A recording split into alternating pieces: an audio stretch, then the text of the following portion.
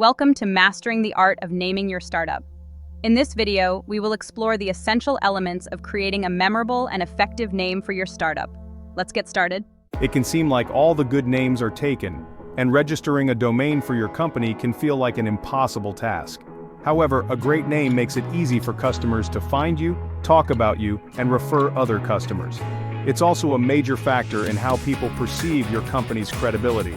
When you're a startup founder, the name of your company is one of the few things you're 100% in control of, so you might as well get it as close to right as possible. Unfortunately, many founders pick a suboptimal name for their company. A choice that introduces friction for customers who are trying to find and talk about the company. A suboptimal name makes it harder for the company to build a strong brand.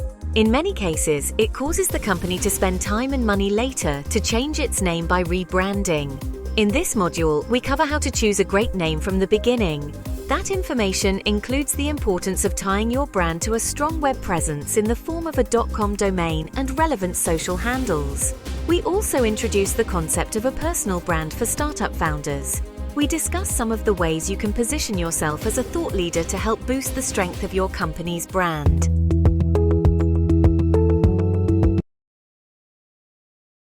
Picking a good name for your company is a subjective exercise, but you can use simple criteria to identify potential names.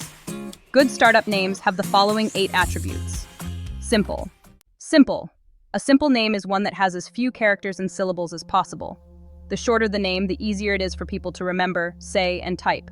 As a guide, you should aim to have no more than 3 syllables and no more than 10 characters in your company name.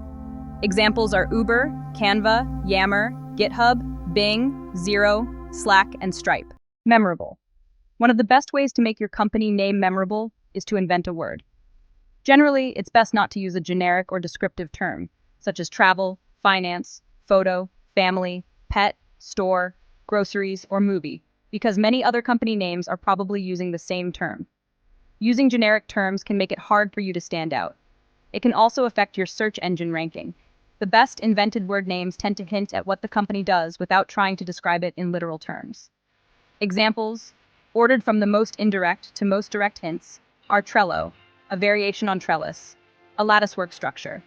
X, representing short communication, like a letter. Zoom, for fast, seamless video communication. Expedia, combining expeditions and encyclopedia. And Netflix, for internet movies. Easy to spell. You should choose a company name that people can spell, so that when they hear about your company, they can find it easily online. If people have to guess the spelling of your company name, you're introducing unnecessary friction. Some of those users give up before they find you. You can test this attribute objectively with another person. Say the name of your company and ask the person to write it down or enter it into a search engine. Do this test with 10 people and see how many of them correctly spell your company name the first time. You should expect 9 or preferably 10 out of 10 people to get it right the first time. Any less, and you should consider finding another name. Easy to say. You should choose a company name that's easy to say. There are 2 parts to this test. Can people pronounce it correctly? The correct pronunciation of your company name should be obvious. You want people to talk about your company. If they're unsure how to pronounce the name, they're less likely to say it for fear of sounding ignorant. You can test this attribute objectively. Show 10 people the name of your company written down and ask each one to read out the name. You want 9 or preferably 10 out of 10 people to get it right the first time. You should also ask whether they had any doubt about how to pronounce it. If you find that some people are unsure how to pronounce your company name, you should probably change it. Does saying it feel good? The name of your company should seem like a fit for the kind of business that you want to build. Over the life of your company, you're going to say the name many thousands of times, so it needs to feel right to you. Is your company's brand personality going to be conservative, for example, Cisco Systems, or quirky, for example, TikTok? Think about brand personality not just from your perspective, but also from the perspective of your future users. Safe in other languages. Some company and product names can turn out to be an insult in another language. Research online to make sure that your preferred name doesn't translate to something offensive. You might also decide to test similar sounding words with different spellings, and to check with people who speak the language of your target non-English speaking markets. Future-proof. A common pitfall in choosing company names is to settle on a name tied too closely to your current product or market. When you name your company too narrowly, you run the risk of a name that no longer fits, particularly if you later add other products, pivot away from your current product entirely, or focus on other markets. For example, Emily is building a product to streamline personal banking and decides to use words such as bank or savings in the company name. The name could be a problem in the future if Emily decides to launch a product to streamline investment portfolios. Think about all the adjacent markets you might ultimately focus on. Does your preferred company name give you a reasonable degree of freedom to build other products or enter other markets? Available as a .com domain.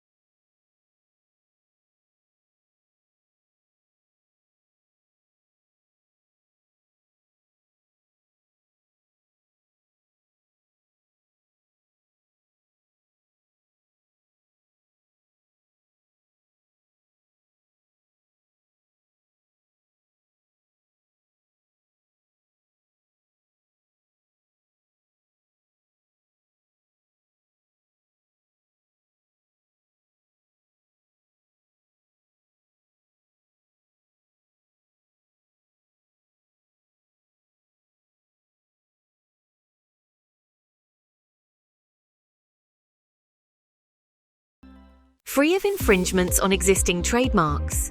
A final step before you lock in a name for your company is to do a trademark search. A basic search of US trademarks is free. It gives you some confidence that you're not choosing a name that will lead to an expensive lawsuit in the future.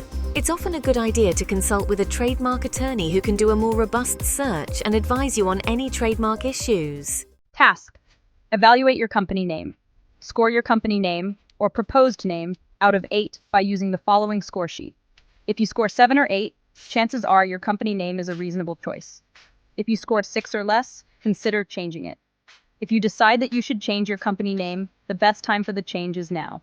It's never easy, but the longer you wait, the more difficult and expensive it is. Remember that the principles we discussed in this unit are a guide only. Some companies are successful despite breaking one or more of these principles. Startup name, simple, memorable. Easy to spell, easy to say, safe in other languages.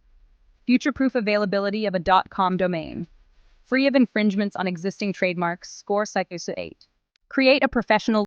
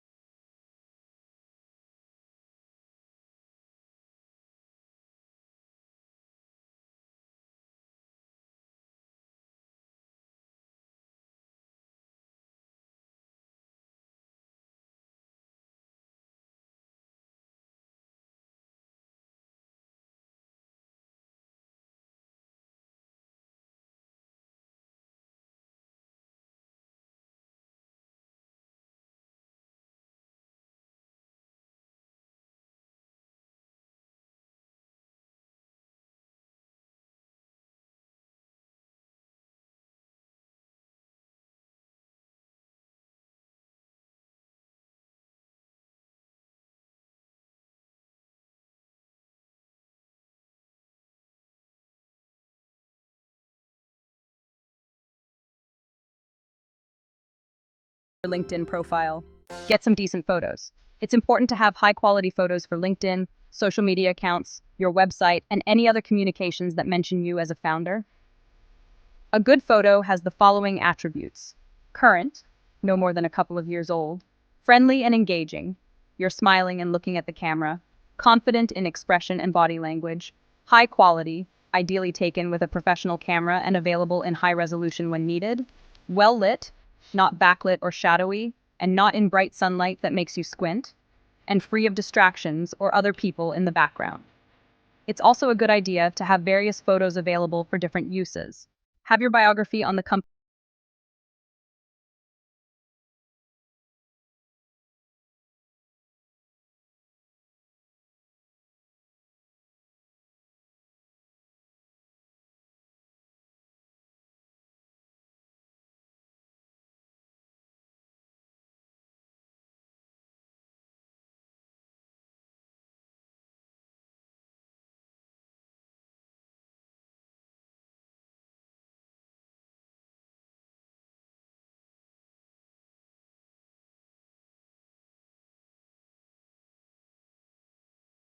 in you as a business leader.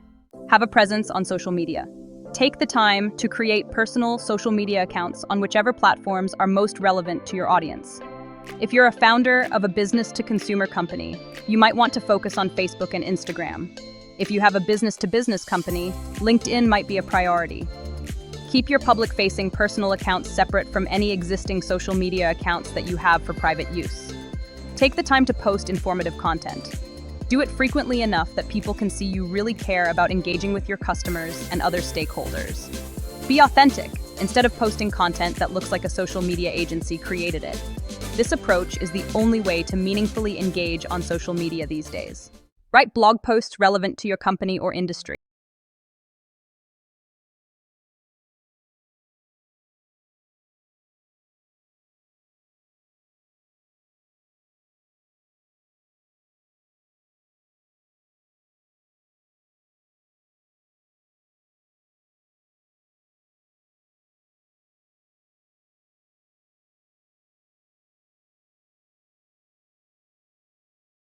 By establishing a regular cadence of creating and releasing authentic content, you can rapidly become recognized as a subject matter expert.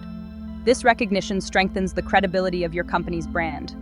It can also lead to opportunities such as requests for comment from media outlets, and even inbound inquiries from potential recruits, customers, and investors. Become a great storyteller. One of your most important roles as a startup founder is to tell and retell the story of your company. Why does it exist? What important problem are you solving for your customers? What's your vision for the future of the company? And what impact can it have in the world? By including anecdotes of how you helped customers and what benefits they received from using your product, you can connect with future customers in an authentic way. That connection might be in person, online, or in pre-recorded videos. Storytelling is also an important part of delivering investor pitches. The more you practice telling your story, the better you get at engaging your audience and explaining why your company really matters. Seek out media opportunities. Broadly speaking, there are two types of media opportunities that startup founders should seek.